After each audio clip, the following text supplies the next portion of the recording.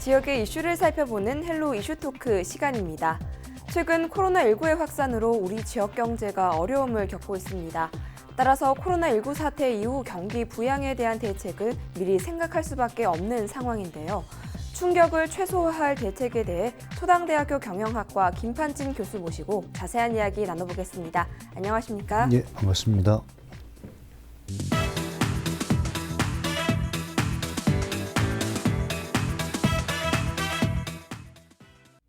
네, 지금까지 본 프로그램에서도 코로나19로 인한 우리 지역의 경제 상황에 대해서 많이 다뤄봤었는데요. 최근 가장 피해를 보고 있는 분야와 그 피해는 어느 정도입니까? 예, 지금 어느 산업, 어느 분야가 피해를 보고 또 어떤 사람들이 어려움을 겪고 있다고 이걸 따진다고 하는 것은 의미가 없다고 생각을 하고요. 지금 상황에서는 모든 산업, 모든 분야, 또 모든 국민이 어려움을 겪고 있는 것이 사실입니다. 그렇지만 지금과 같은 상황에서 모든 것이 멈춰버린 지금에 있어서 경제적으로 가장 피해를 보고 있는 사람들은 상대적으로 경쟁력이 취약한 바로 자영업자들, 소상공인들이 아닐까 생각을 합니다. 이와 같은 위기를 극복하기 위해서 많은 전문가들은 현금을 뿌려야 된다라고 주장을 하고 있고 했었는데요. 저도 여기에 대해서 동의를 합니다. 제가 이 자리에서도 자주 말씀드렸던 그런 사항이고요. 물론 엄청난 그 현금 살포는 물가 상승이라는 그 부작용을 할 수도 있는데요. 너무 걱정하지 않아도 될 것 같습니다. 코로나19가 어느 날 갑자기 찾아왔거든요. 따라서 이 코로나19 전염병이 멈춰지면 우리 경제는 다시 정상으로 돌아오게 되어 있습니다. 물론 정상으로 돌아오기까지 가장 피해를 받고 있는 소상공인들, 영세 자영업자들에 대한 대책이 필요하겠죠. 그렇기 때문에 정부나 전라남도 또 해당 지자체에서는 자영업자들에 대한 집중적인 지원이 이루어지고 있고요. 물론 경제적인 피해가 없다고 하는 그런 얘기는 아닙니다. 당연히 모든 분야에서 경제적인 피해를 받고 있는데요. 그렇지만은 우리가 좀 공포스러울 정도로 좀 걱정하는 그런 분들이 많이 계시는데요. 그 정도는 아니다라는 것을 좀 말씀드리고 싶고요. 제가 본 프로그램을 통해서 3회에 걸쳐서 코로나19 사태와 지역경제 영향에 대해서 말씀을 드렸었는데요. 그 첫 시간에는 코로나19 사태에 따른 그 지역경제 또 국가경제 관련해서 정부나 전라남도 또 지자체 정치인들의 역할과 책임, 대책에 대해서 살펴봤었고요. 두 번째 시간에는 이제 자영업자들, 소상공인 관련해서 말씀을 드렸었는데요. 소상공인들, 자영업자들은 잘 아시겠지만은 지역 경제, 특히 그 지역의 서민 경제의 주축들 역할을 하고 있거든요. 따라서 서민 경제가 무너지면 지역 경제는 붕괴될 수밖에 없습니다. 그래서 이들에 대한 어떤 대책, 이들에 대한 지원책에 대해서 제가 말씀을 드렸고요. 또 세 번째 시간에는 기업과 농어민들에 대한 대책에 대해서 말씀을 드렸었는데요. 정부가 상대적으로 농어민들에 대한 대책이 조금 좀 미흡하다, 아쉬움을 얘기를 했었고요. 반대로 농어민의 비중이 이 타시도에 비해서 아주 높은 전라남도는 농어민들을 위한 그런 대책이 좀 다양하다라는 그런 말씀을 드렸었습니다. 이번 시간의 핵심은 언젠가는 코로나19가 멈추게 될 겁니다. 만약에 코로나19가 멈추게 된다면 그 이후 우리 지역 경제 활성화를 위해서, 우리 지역의 경기 부양을 위해서 이제는 고민해 봐야 될 그런 시점이라고 생각을 하거든요. 따라서 제가 이 시간에 말씀드리고 싶은 것은 지금 이 시점에서 코로나 이후를 좀 생각해야 돼야 된다. 코로나 이후에 지역의 경제 발전, 경기 부양에 대해서 이제는 좀 머리를 맞댈 그런 그 시간이다라는 것을 좀 강조하고 싶습니다. 이와 관련해서는 전반적으로 어떻게 보십니까? 예, 뭐 정부도 마찬가지지만 전라남도도 뭐 다양한 대책을 수립해서 지금 시행을 하고 있고요. 제가 이 시간에서 이 자리에서도 많이 말씀을 드렸고 전라남도 대책과 관련해서 또 전남도 차원에서도 많은 홍보를 하고 있기 때문에 구체적으로 말씀을 못 드리겠고요. 핵심적인 부분만 간단하게 몇 가지 말씀을 드리겠습니다. 코로나19 확산과 관련해서 전라남도가 대책을 세웠던 게 첫 번째가 바로 소상공인들의 피해를 최소화하기 위해서 그들의 어떤 그 피해 접수 또 그들을 통제 관리할 수 있는 그러한 그 센터를 설치하는 것이 가장 첫 번째였었고요. 또 소상공인이나 중소기업들을 지원하기 위해서 약 1,000억 원의 긴급자금을 투입을 했고요. 또 특례보증 2,200원 정도가 또 지원이 됐고요. 지역사랑 상품권 3,725억 원을 확대 발행해서 소상공인들, 자영업자들, 또 중소기업을 위해서 많은 지원이 이루어지고 있고요. 또한 농어민들을 위한 그런 그 지원책도 지금 이루어지고 있는데요. 농업인들의 경영 안정 지원을 지금 긴급하게 지원이 되고 있고요. 또 농어촌진흥기금 상환 유예도 지금 이루어지고 있습니다. 또 농어민 수당의 조기 지원이 지금 이루어지고 있는 상황이고요. 또 코로나19 사태로 인해서 농어민들의 어떤 판로의 그 어려움을 해결해 주기 위해서 판로 관련된 그러한 그 지원도 하고 있고요. 또 지금 수출길이 거의 막혀 있습니다. 농수산물 같은 경우도. 그래서 수출에 대한 그런 그 지원이 이루어지고 있습니다. 네, 자영업자와 소상공인, 기업, 또 농어업인들을 위한 전반적인 대책에 대해서 들어봤습니다. 앞서 말씀해 주셨듯이 코로나19 사태 이후 경기 부양을 위한 해결책이 중요하다고 말씀해 주셨습니다. 이를 위해서는 우리 지역이 갖고 있는 장단점을 정확하게 파악하는 것이 중요할 텐데요. 어떻게 보십니까? 네, 코로나19는 언젠가는 끝이 날 수밖에 없습니다. 언젠가는 멈춰지는데요. 그 이유에 대해서 고민을 해야 됩니다. 전염병이기 때문에 예를 들어서 그 전염병이 멈춘다, 없어진다 하면 정상으로 돌아오는 겁니다. 뭐 정치, 경제, 사회, 문화가 정상으로 돌아오는 거죠. 만약에 외환위기라든지 뭐 금융위기가 도래했다면은 국민경제, 국가경제, 사회경제, 지역경제, 뭐 가정경제, 개인경제가 파탄날 수도 있지만 지금은 그런 상황이 아니기 때문에 우리가 조금만 노력을 하면 정상으로 돌아올 거라 저는 확신을 합니다. 따라서 언젠가는 코로나19가 멈출 수밖에 없는 그런 것이기 때문에 이제는 코로나19 사태 그 이유를 우리가 고민을 해봐야 되는데요. 그러기 위해서는 현재 우리 자신을 좀 알아야 되겠죠. 그래야지 어떤 대안이 마련될 수 있을 것 같으니까요. 먼저 우리 지역의 장점, 코로나19 사태 이전과 이후에 대해서만 좀 말씀을 드리겠습니다. 우린 지역의 첫 번째 단점은 뭐 많은 분들이 알고 계시겠습니다만은 대기업 수의 절대적인 부족입니다. 이건 무슨 뜻이냐면 경제 기반이 그만큼 취약하다는 거거든요. 그래서 조금만 대외적으로 좀 경기가 좋지 않다 그러면 치명타를 입게 되는 거죠.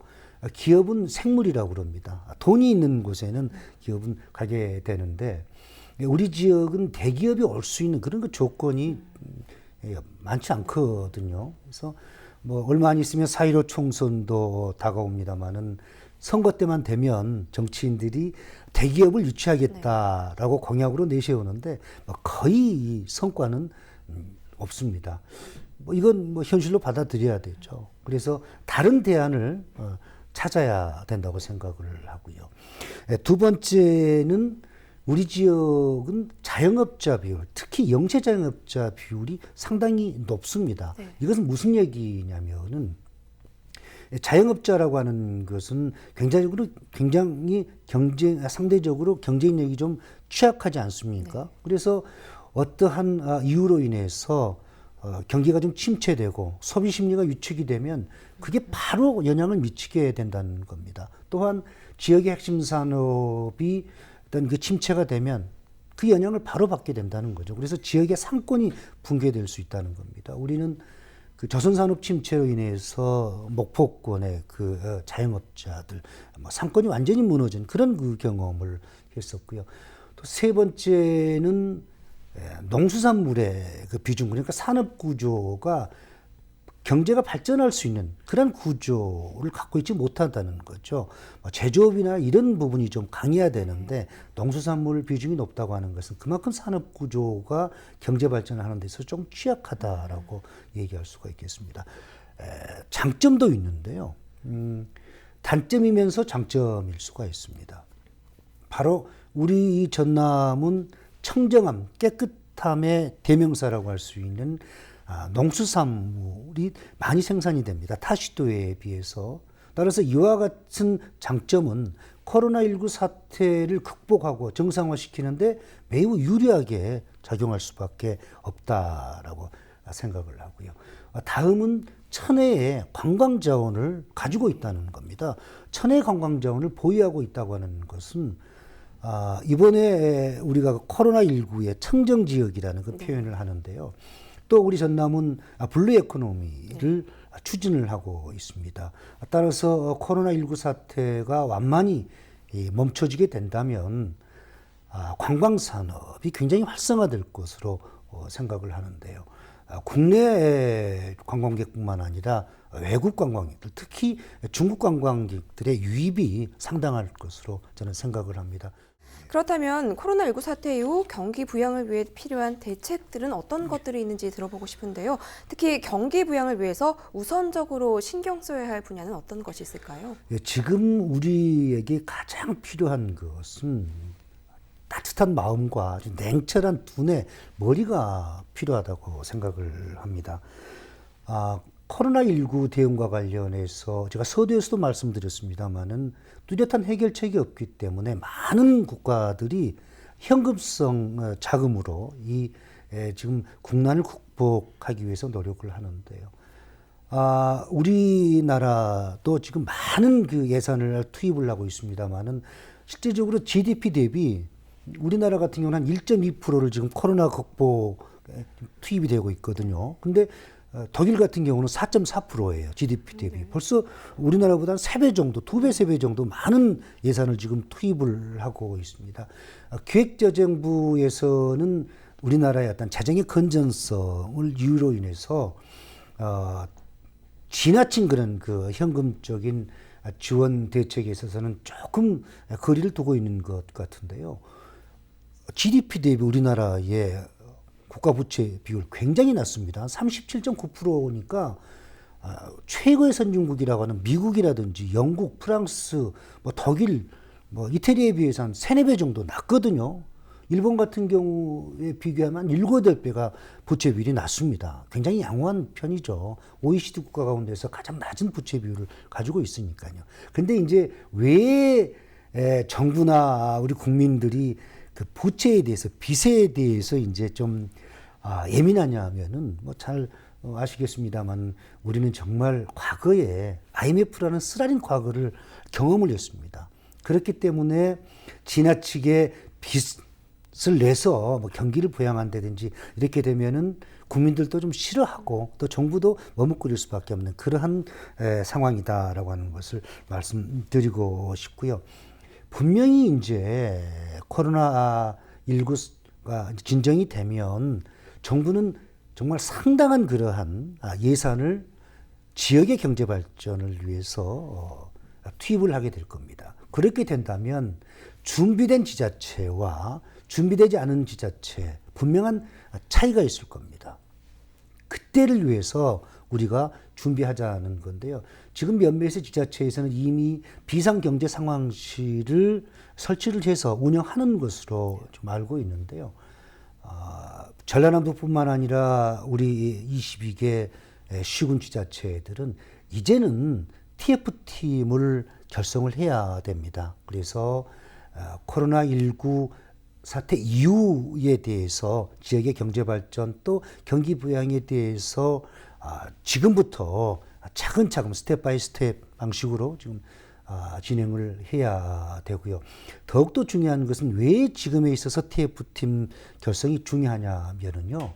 지금 많은 예산이 정부에서 내려오게 되어 있습니다. 그러면 그거를 신속하게 집행을 해야 되는데 그런 로드맵이 갖춰지지 않으면 그냥 주먹구구식으로 예산이 투입이 되게 되면 결국은 꼭 쓰여야 될 곳에 예산이 쓰여지지 않고 다른 곳에 쓰여지게 되면 얼마나 큰 낭비가 되고 정말 우리 지역의 발전을 위해서도 굉장한 마이너스가 될 수 있다. 그렇기 때문에 지금 우리 전라남 도나 시군지자체에게 부탁드리고 싶은 것은 가장 중요한 TF팀의 결성 그리고 하나하나 준비하는 그런 지금 상황이 필요하다라고 하는 것을 말씀드리고 싶습니다.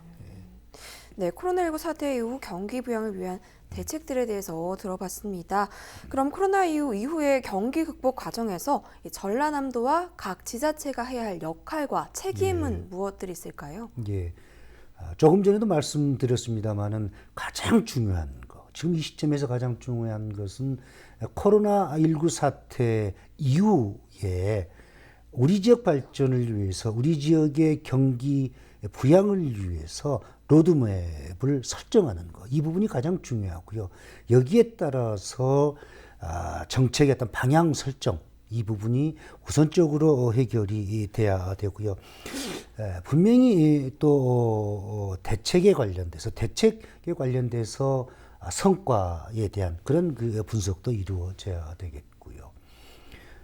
제가 좀 부탁드리고 싶은 것은요. 지역의 정서를 하나로 묶을 수 있는 그러한 방법도 찾아야 된다고 생각을 하거든요. 코로나19 사태의 어떤 그 가운데서 소외되었던 소위 사회적인 약자들에 대한 배려, 이 부분에 대해서도 우리가 좀 생각을 해야 된다고 여겨지고요. 특히 중요한 것은 정치인들의 어떤 정치적인 마인드가 코로나 사태를 극복하는 데 있어서 매우 중요하게 작용을 할 것으로 예상을 하는데요. 제가 재밌는 예를 하나 들도록 하겠습니다. 왜 정치인들의 정치적인 마인드가 중요하는지, 지자체 장의 역할이 왜 중요한지 혹시 들어보셨는지 모르겠습니다만 포켓팅, 오케팅이란 그런 얘기를 들어보셨는지 모르겠는데 강원도에서 지금 나온 얘기인데 굉장히 언론에서 지금 많이 나와 있어요.